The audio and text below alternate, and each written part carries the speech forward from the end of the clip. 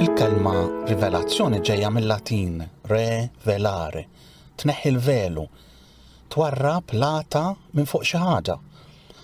Rivelazzjoni tfisser il-manifestazzjoni, il-kxif, il-ħruġ għad-dawl ta' dak li huwa moħbi għal għajnejna u mistur għal moħħna. Il-Bibja hija l-ktieb ta' rivelazzjoni u hija l-kelma ta' Alla, l-kelma ispirata minnu u miktuba bidejn il-bniedem biex bija Alla jarrafna lilu nnifsu u l-pjan tiegħu tas-salvazzjoni tal-bnedmin. Il-bniedem barra milli jara ir-rivelazzjoni, jara lil Alla mill-leġubijiet tan-natura li jara bajnejh, jissoponi illi l-fuq minnhom hemm forzi oħra li ma tistax tarhom. Mill-istess fenomeni naturali, l-aktar dawk ta' qawwa, dawk ta' saħħa, ta' forza kbira, jimmaġina li hemm realtajiet aqwa minnhom. Dak huwa li nsejħulu divin. U billi huwa sopranaturali, il-fuq minn natura u trascendentali, jiġifieri il-fuq mir-raġuni umana, ma nistgħux narfuh mingħajr rivelazzjoni. Għalina u Alla li ħalaq il-sema u l-art. U l-awturi tal-Bibja fid-dawl tar-rivelazzjoni raw u għarfu fl-istess fenomeni tan-natura, fl-istess storja bħala history tal-bniedem in ġenerali u tal-poplu ludi lil Alla illi huwa wieħed. Alla wera lilu nnifsu l-ewwel nett fil-ħolqien.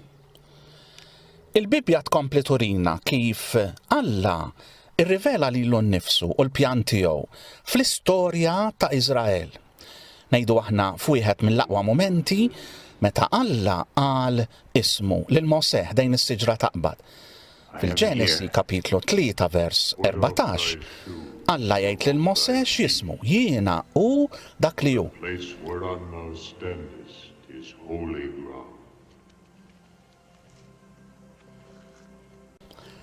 Imbagħad Alla jirrivela lilu nnifsu wkoll bil-fom tal-profeti. Kelma profeti tfisser dawk li jitkellmu f'isem ħaddieħor, u allura l-profeti ta' Alla huma dawk li jitkellmu f'isem Alla. Minn dawn il-kodba tal-profeti narfu illi r-rivelazzjoni profetika kienet tasal għandhom f'żewġ modi. L-ewwel nett bil-viżjonijiet, hekk pereżempju fil-ktieb ta' Iżajja l-kapitlu 6 jagħtina dik id-deskrizzjoni tal-għażla tal-profeta Iżajja fit-tempju tas-sema, it-tempju ċelesti tas-sema. Alla li jidher bil-qawwa u l-kobor tiegħu kollu jagħżel lil Iżajja bħala profeta billi l-ewwel jippurifikalu xuftejh. Għandna wkoll ix-xena tal-għażla ta' Eżekjel ħdejn ix-xmara kebar fl-eżilju. Imma mbagħad Alla jirrivela lilu nnifsu wkoll juri minnu fl-ispirazzjoni tal-kelma f'dawn il-profeti wkoll. Bid-dawl illi bija Alla kien jagħtihom lill-profeti biex bih setgħu jifhmu l-pjan tiegħu u jgħadduh lill-poplu tiegħu. Pereżempju Ġeremija jitkellem propju minn dan il-fatt li Alla jgħaddi d-dawl tiegħu tal-ispirazzjoni lill-profeta biex hu jgħaddih lill-poplu. Naturalment l-aqwa mod kif Alla wera lilu nnifsu lill-bnedmin b'mod li iktar setgħu jifhmuh kien permezz ta' ibnu Ġesu.